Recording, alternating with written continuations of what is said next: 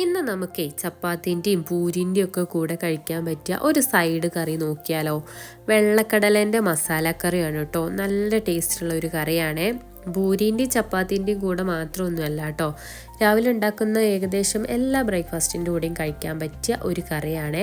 പിന്നെ നമുക്ക് ഇനിയിപ്പോൾ കടികളൊന്നും ഇല്ലെങ്കിലും ബ്രെഡിൻ്റെയും ബന്നിൻ്റെയും ഒക്കെ കൂടെ കഴിക്കാൻ നല്ല ടേസ്റ്റുള്ള ഒരു സംഭവമാണ് കേട്ടോ.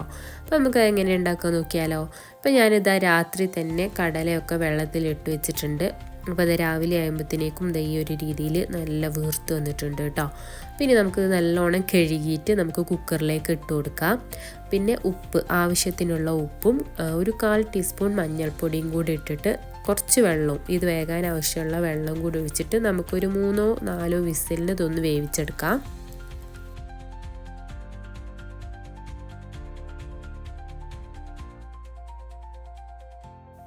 കടല വെന്ത് വരുമ്പോഴത്തേക്കും നമുക്ക് ഇതിലേക്കുള്ള മസാല റെഡിയാക്കാം. അപ്പോൾ അതിനായിട്ട് ഞാനിവിടെ ഒരു ചീനച്ചട്ടി എടുത്തിട്ടുണ്ട്. അതിലേക്ക് ഒരു 3-4 സ്പൂൺ വെളിച്ചെണ്ണ ഒഴിച്ചു കൊടുക്കാം കേട്ടോ. വെളിച്ചെണ്ണ കുറച്ച് കൂടുതൽ ഒഴിച്ചാലാണ് കേട്ടോ നല്ലൊരു ടേസ്റ്റ് ഉണ്ടാവുള്ളൂ. അപ്പോൾ വെളിച്ചെണ്ണ ഒഴിച്ചിട്ട് പിന്നെ അതിലേക്ക് വേണ്ടത് 3 ഗ്രാമ്പും 1 ഏലക്കായും കുറച്ച് ജീരകമാണ് കേട്ടോ. ഞാൻ ഇവിടെ വലിയ ജീരകമാണ് എടുത്തിട്ടുള്ളത്. അപ്പോൾ അതൊക്കെ ഒന്ന് പൊട്ടി വരുമ്പോഴത്തേക്കും നമുക്ക് അരിഞ്ഞു വെച്ചിട്ടുള്ള ഉള്ളി കൂടെ ഇട്ട് കൊടുക്കാം കേട്ടോ.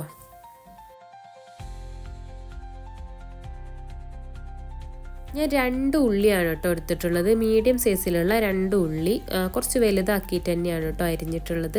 അപ്പം ആ വലുതാക്കി അരിഞ്ഞതും അതിലേക്ക് ഇട്ടിട്ട് ആവശ്യത്തിന് ഉപ്പ്, നമ്മൾ കടലയിൽ ഉപ്പ് ഇട്ടിട്ടുണ്ട്, അപ്പോൾ നോക്കിയിട്ട് വേണം ഉപ്പിടാൻ. കുറച്ച് ഉപ്പിട്ട് കൊടുക്കുക. എന്നിട്ട് ഒന്ന് വഴറ്റിയെടുക്കുക കേട്ടോ. പിന്നെ അതിലേക്ക് നമുക്ക് കുറച്ച് കറിവേപ്പിൻ്റെ ഇലയും ഒരു 6-8 അല്ലെങ്കിൽ ഒരു 10 കാഷ്നട്ടും കൂടെ ഇട്ട് കൊടുക്കുക കേട്ടോ. അണ്ടിപ്പരിപ്പ് ഇല്ലെങ്കിലും കുഴപ്പമൊന്നുമില്ല. പൊട്ടുകടല ഉണ്ടെങ്കിൽ അത് ഇട്ട് കൊടുത്താലും മതി കേട്ടോ. പിന്നെ ഒരു 3-4 അല്ലി വെളുത്തുള്ളിയും ഒരു ചെറിയ കഷ്ണം ഇഞ്ചിയും ഒരു 2-3 ചെറിയ ഉള്ളിയും കൂടി ഇട്ട് കൊടുത്തിട്ടുണ്ട്. അതൊന്ന് വഴണ്ടി വരുമ്പോഴത്തേക്കും നമുക്കൊരു തക്കാളി ഇട്ട് കൊടുക്കാം. നല്ല പഴുത്ത തക്കാളി വേണം കേട്ടോ ഇതിലേക്ക് എടുക്കാൻ വേണ്ടിയിട്ട്.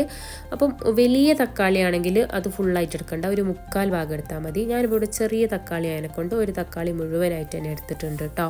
അപ്പോൾ അതും കൂടെ ഇതിലേക്ക് ഇട്ട് കൊടുത്തിട്ട് ഇത് നല്ലതുപോലെ തന്നെ വഴണ്ടി വന്നിട്ടുണ്ട്.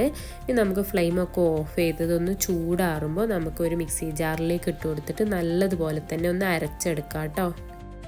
ഇനി നമുക്ക് ആ ഒരു ചീനച്ചട്ടിയിലേക്ക് തന്നെ കുറച്ചും കൂടെ വെളിച്ചെണ്ണ ഒഴിച്ചു കൊടുക്കാം. എന്നിട്ട് കുറച്ച് കറിവേപ്പിൻ്റെ ഇലയും കൂടെ ഇട്ടിട്ട് നമ്മൾ അരച്ച് വെച്ചിട്ടുള്ള ആ ഒരു പേസ്റ്റ് ഉണ്ടല്ലോ, അതും കൂടെ നമുക്ക് ഇതിലേക്ക് ഒഴിച്ചു കൊടുക്കാം.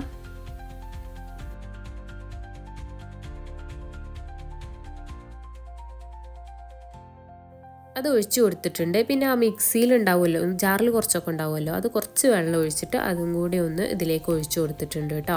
ഇനി നല്ലതുപോലെ തന്നെ ഒന്ന് ഇളക്കി കൊടുക്കുക. ഒരു 5 മിനിറ്റൊക്കെ ഒന്ന് ഇതേപോലെ ഒന്ന് ഇളക്കി കൊടുക്കുക കേട്ടോ.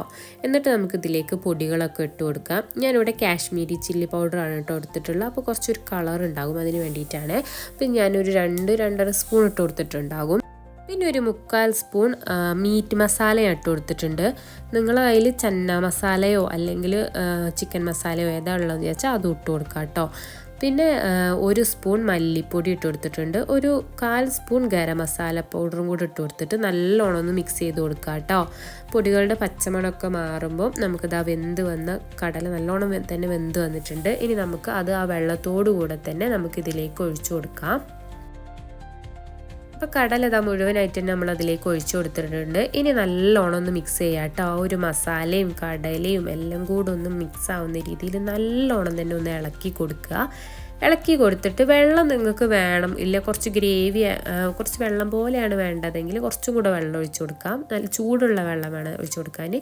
ഇല്ല കുറച്ച് കട്ടിക്കാണ് വേണ്ടത്, കുറച്ച് ഗ്രേവി പോലെയാണ് വേണ്ടതെങ്കിൽ ഇതന്നെ മതിയാകും. ഇതന്നെ ഒരു 5 മിനിറ്റും കൂടി ഒന്ന് മൂടി വെച്ച് വേവിച്ചാൽ ഇതേപോലെ കുറുകി വരും കേട്ടോ. നല്ല ടേസ്റ്റാണ് കേട്ടോ ഇത് കഴിക്കാൻ. അപ്പോൾ ഇതിൻ്റെ മുകളിൽ കുറച്ച് മല്ലിയിലയും കൂടി ഇട്ട് കൊടുത്താൽ നമ്മുടെ സംഭവം ഇവിടെ റെഡിയാണ് കേട്ടോ. അടിപൊളി ടേസ്റ്റ് എന്ന് പറഞ്ഞാൽ അടിപൊളി ടേസ്റ്റാണ്. അപ്പോൾ എന്തായാലും ഇതേപോലെ ഒരു പ്രാവശ്യമെങ്കിലും ഒന്ന് ഉണ്ടാക്കി നോക്കണം. പിന്നെ നിങ്ങളുടെ ഫേവറേറ്റ് ആയിട്ട് മാറും കേട്ടോ. അത്രക്കും ടേസ്റ്റുള്ള ഒരു കറിയാണ്. അപ്പോൾ ഞാൻ പറഞ്ഞ പോലെ പൂരിൻ്റെയും ചപ്പാത്തിൻ്റെയും കൂടെ ഒക്കെ കഴിക്കാൻ നല്ല ടേസ്റ്റാണ് കേട്ടോ. അതേപോലെ തന്നെ ബന്നിൻ്റെ കൂടെ കഴിക്കാനും നല്ല ടേസ്റ്റാണ്. ആ മസാല കറിയിലേക്ക് കുറച്ച് ചെറുതാക്കി അരിഞ്ഞ ഉള്ളിയും കുറച്ച് മല്ലിച്ചപ്പും ചെറിയൊരു കഷ്ണം ചെറുനാരങ്ങ നീരൊക്കെ ഒഴിച്ചിട്ട് ആ ഒരു ബന്നിൻ്റെ കൂടെ കഴിക്കുമ്പം എന്താ ഒരു ടേസ്റ്റ് എന്നറിയോ. ഇതേപോലെ ട്രൈ ചെയ്ത് നോക്കിയിട്ടില്ലെങ്കിലും എന്തായാലും ഇതേപോലെ ഒന്ന് കഴിച്ച് നോക്കണം.